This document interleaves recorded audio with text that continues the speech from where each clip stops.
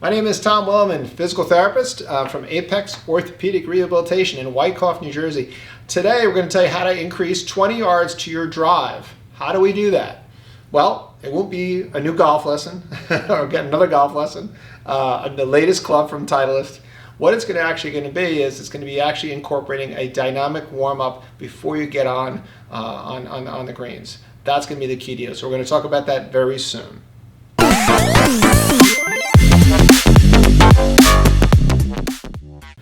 Okay, so one of the things we always talk about is stretching as far as performance or injury prevention. One of the things that's recently come up is the difference between static and dynamic stretching. Static stretching is where you're taking some tissue, let's say my elbow right here, and I'm stretching and I'm pulling this back. I'm trying to stretch out the tricep here. I'm coming back like this. I'm trying to stretch this out here, okay? And I'm holding it for 30 seconds to a minute, and I'm releasing it, called a static stretch, okay? And then there's dynamic stretching or a dynamic warm-up where you're actually moving joints. Let's say I'm moving my arm like this, and how would I warm up the elbow? Let's say I would just go, let's say I was a shot putter or I was doing something like that. I would just constantly move the arm back and forth, kind of warming up the tissue in that movement. Where if I was working on my trunk dynamically, I'd be warming and I'd be doing some rotation and increasing the speed, depending on what I'm trying to work towards. That's a dynamic warm-up. And what they found is that they're seeing that if you do a static warm-up or a static stretch before you perform, you actually can decrease your power, like how hard you can hit the ball, how far you can jump, that type of movement patterns. And they kind of think that it may contribute to increased injury risk, but what they definitely know is that you can't jump as far and those ballistic, those really fast moving things. That's really affected by doing static stretching before your competition. And believe it or not, in some cases they've shown even an hour before. Like say I did a static stretch an hour before I performed, they have a problem. They've even shown some studies that 24 hours later, by doing static stretching the day before, it affects your ability to actually perform the next day. So let's make sure we're not doing static stretching. And what we're going to go through next is our dynamic stretching specifically for golfers. And it's something that the golf community really has embraced, and I think there's a few different reasons why. I think it's a little awkward. You're all dressed up in your nice little outfit there, and you're about to go on the course. It doesn't lend itself to doing this dynamic warm-up. But I think there's ways that you really should consider this before you go out. It will really improve your game and really make some changes as far as how you perform. Now, obviously you're on a golf course. Getting a little walk-in prior to getting there early is always good so you're not rushed. That's what always affects the warm-ups. But getting a nice 5 or 10 minute walk is great before we do any of these movements. If you can't, you can do these movements, but I always like a little bit of warming up prior to starting. Okay, and the first one we're going to do is a body weight squat with a golf club overhead. So the first one is a body weight squat with an overhead, getting your arms extended, and it also affects your upper back. So you're going to put your arms overhead, drop down as low as you can, and back up.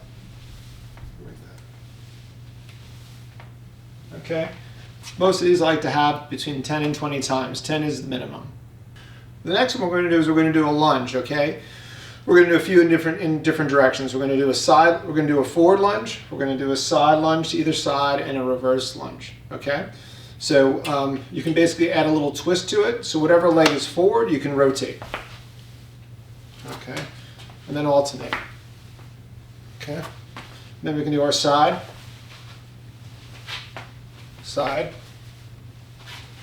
then our back.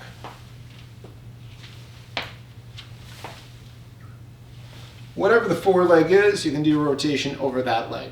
Okay, I would say you can do 2 or 3 each direction. You're going to get more than 10, but that's going to give you basically a good round. So forward, side to side, and just working on that rotational component at the same time as you're doing that lunge kind of opens up the hips as well.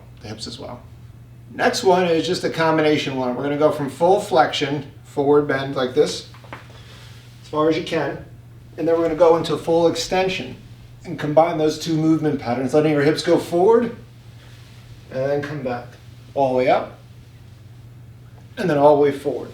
We're going to do that 10 times, okay? So back and forth is one motion. Go about it slowly, especially if you have any kind of lower back issues. Slowly go into that forward bend, especially if it's early in the morning.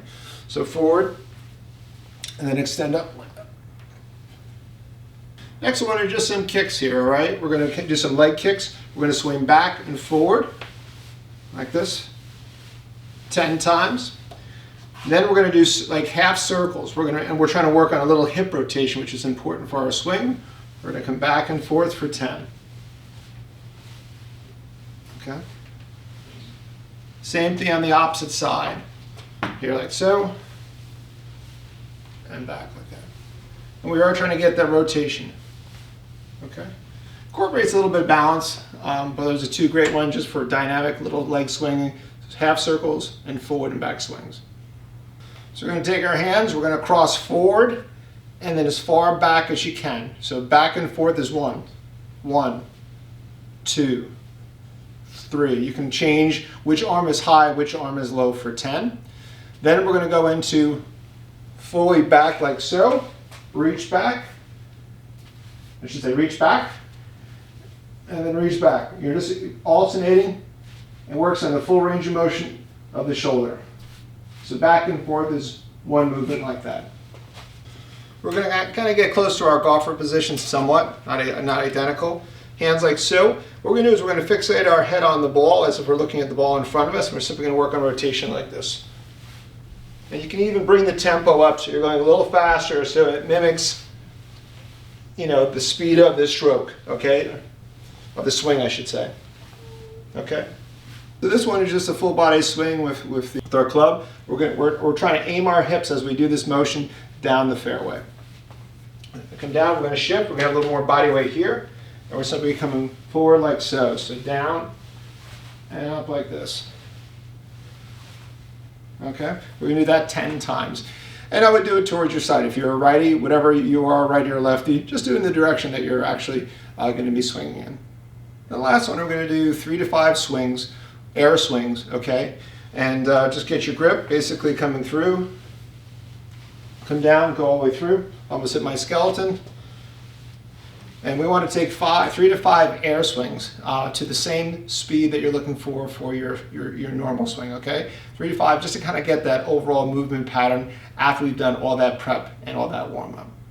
And then we're going to do 3 to 5 vertical jumps. You're basically going to do jump, 1, 2, 3, 4, and 5. We're just trying to get a little activation of the musculature in more dynamic fashion, jumping kind of plyometric version, okay?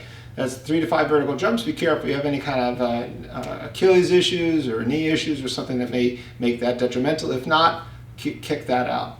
Lastly, what I like to have everyone do, which a lot of us do, and it doesn't cause us any kind of downside as far as physically, is just going through a little visualization of our perfect swing or something that we've been working on. Taking ourselves, and the body doesn't know the difference between physically doing something and actually closing our eyes and visualizing that stroke, our perfect stroke, especially if you've been videotaped looking at that perfect movement, perfect swing when you're trying to go out on the course. It can be another form of practice that doesn't have the downside, the physical downside on your body. I hope this video helped you out. If you're interested, subscribe to our channel, share with someone, or place something in the comments if you have anything that you have any questions about, and definitely like it if you liked it. Have a great day.